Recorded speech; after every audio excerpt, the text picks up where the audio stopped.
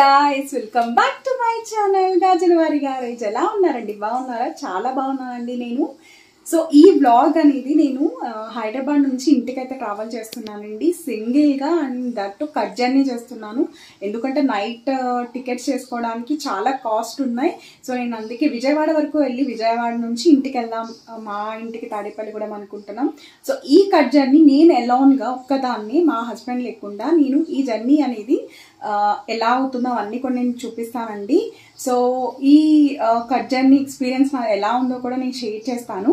So end వరకు చూసేసి నచ్చితే లైక్ చేయండి, షేర్ చేయండి, అలానే సబ్స్క్రైబ్ చేసుకోండి.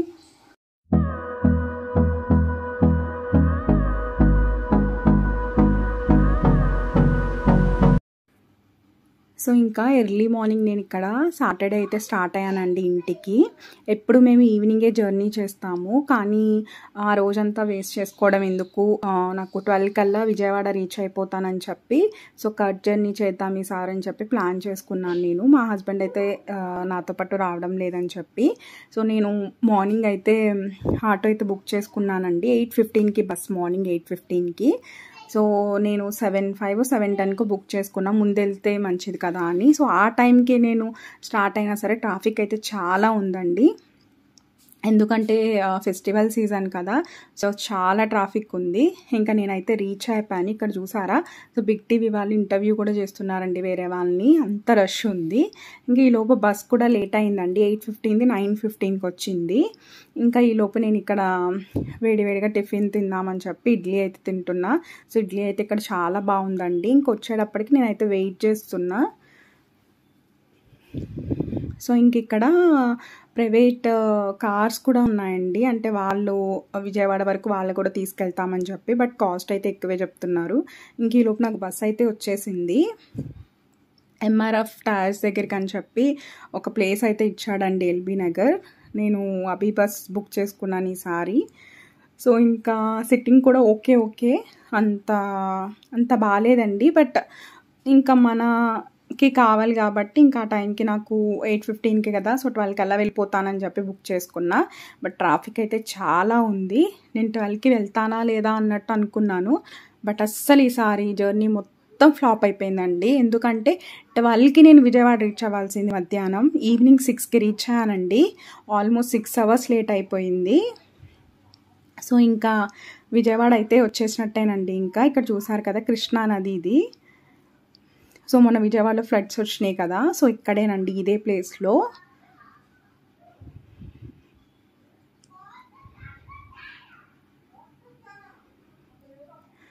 సో ఇంకా నేను ఆల్మోస్ట్ అంటే విజయవాడ ఊళ్ళోకి రావడానికి 5:15 అలా అయిందండి. ఇంకా మెయిన్ బస్ స్టాండ్లోకి, విజయవాడ బస్ స్టాండ్లోకి వచ్చేటప్పటికి 6 or 6:15 అయింది. ఇంకా అక్కడి నుంచి నేను తాడేపల్లి కూడా మా ఊరు బస్ ఎక్కడానికండి అసలు ఎంత రష్ ఉందంటే విజయవాడ. నేను నార్మల్ సిటీ బస్ ఎక్కానండి, సో దానికి 200 ఛార్జ్ చేశారు. అంటే అసలు ఒక్క బస్ కూడా లేదండి. నేనైతే ఎక్కిన బస్సు నార్మల్ బస్సే. సో ఇంకా మధ్యలో 7కి అనుకుంటే ఎక్కాను. నేను ఆ రోజు ఇంటికి వచ్చేటప్పటికి 11:30 అయిందండి. 3 అవర్స్లో రావాల్సింది, ట్రాఫిక్ వల్ల అండ్ మధ్యలో టోల్ గేట్స్ దగ్గర మొత్తం లేట్ అయిపోయి నేను ఇంటికి 11:30కి వచ్చాను. ఇంక ఇక్కడ మధ్యలో బ్రేక్ అయితే ఇచ్చారు వాళ్ళు. సో ఇంకా మార్నింగ్ నుంచి నేను అస్సలు టీ తాగడానికి లేదండి, నాకు అసలు కుదరలేదు. సో అందుకే ఇంక ఇక్కడ వెళ్ళిన తర్వాత ఎలా డిన్నర్ చేస్తాను కదా అని ఒక పరోటా వేడిగా తినాలనిపించి ఒక పరోటా అయితే సింగిల్ పరోటా తీసుకున్నా. సింగిల్ పరోటా తినేసి ఇంకా చాయ్ అయితే తాగుతున్నానండి. సో బ్రేక్ అయితే ఇచ్చారు ఒక 1/2 అవర్ వరకు. ఇంక ఇంటికి అయితే వచ్చేసాను. మా బాబు అయితే ఫుల్ హ్యాపీ. సో నైట్ వచ్చేటప్పటికి 11:30 11:45 అయిందండి. యాక్చువల్గా ఇక్కడ ఏమైందంటే తాడేపల్లి కూడా 3లోకి అయితే వెళ్ళదని చెప్పాడు. సో బస్సెస్ లేవు. ఇంకా అక్కడ తణుకు దగ్గర సాక్షి దగ్గర డ్రాప్ చేస్తామంటే ఇంకా అక్కడే డ్రాప్ చేస్తే అక్కడికి మా డాడీ వచ్చారండి. సో 11:30కి అక్కడ మా డాడీ వచ్చి వెయిట్ చేస్తూ ఉంటే అప్పుడు నన్ను తీసుకొచ్చారు. సో ఇక్కడ మా బాబు వాడు నేర్చుకున్నాయని చెప్తున్నాడండి. సో నాకు ఇంకా అలానే నైట్ పడుకునేటప్పటికి 1:32 అయిపోయింది. సో ఇంకా మా బుడ్డోడైతే ఫుల్ ఖుష్.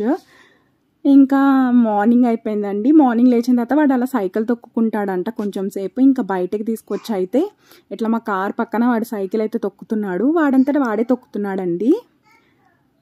సో ఇంకా మార్నింగ్ సైకిల్కి అట్లా మా రోడ్ బయటకైతే తీసుకొచ్చాను. ఇంకా చూసారు ఇక్కడ కాక్రోచ్ ఉందండి. సో అసలు కాక్రోచ్ని తీసుకుని ఆ బుట్టలో వేసి తీసుకొచ్చాడండి. అది తీసుకొచ్చింది కూడా నాకు తెలీదు. సో ఇంక అక్కడ ఆపి దాంతో ఏవో ఆటలాడుతున్నాడు.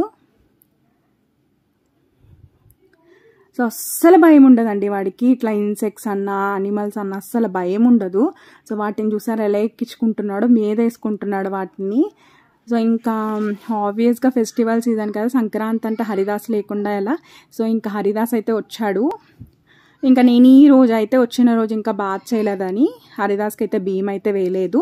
ఇంకా ఇక్కడ మా మమ్మీ మార్నింగ్ టిఫిన్ కూడా రెడీ చేసేస్తున్నారు. సో ఇక్కడ మైసూర్ బజ్జీ వేస్తుంటే నేను ఆ వీడియో క్లిప్ కూడా యాడ్ చేసుకున్నానండి.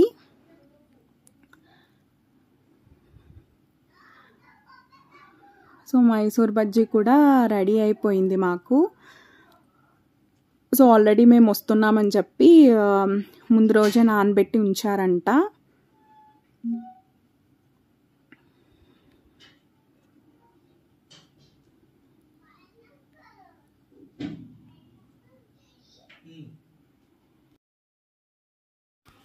ఇంకా మైసూర్ బజ్జీ తినేద్దామని చెప్పి వెయిట్ చేస్తున్నాను. ఇంకా నైట్ వచ్చిన తర్వాత పరోటా తిన్నాను కదా, ఇంకేమైతే తినలేదండి. ఇంకా తినకుండా ఇంకా మార్నింగ్ మైసూర్ బజ్జీ అంటే ఇంకా ఫాస్ట్గా బ్రష్ అన్నీ చేసి సో మైసూర్ బజ్జీ తినేసి ఇంకా యాక్చువల్గా మాకు వచ్చిన నెక్స్ట్ డే నాకు ప్లాన్ అయితే ఉంది.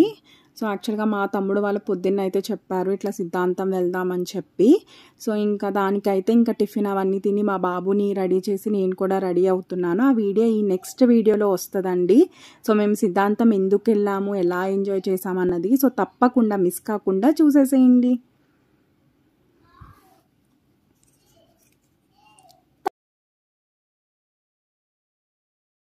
మరి నేను చేసిన ఈ వ్లాగ్ అనేది జర్నీ వ్లాగ్ అనేది మీకు నచ్చిందని అనుకుంటున్నా. నచ్చితే తప్పకుండా లైక్ చేయండి, షేర్ చేయండి, అలానే సబ్స్క్రైబ్ చేసుకోండి. Thank you so much for watching my videos.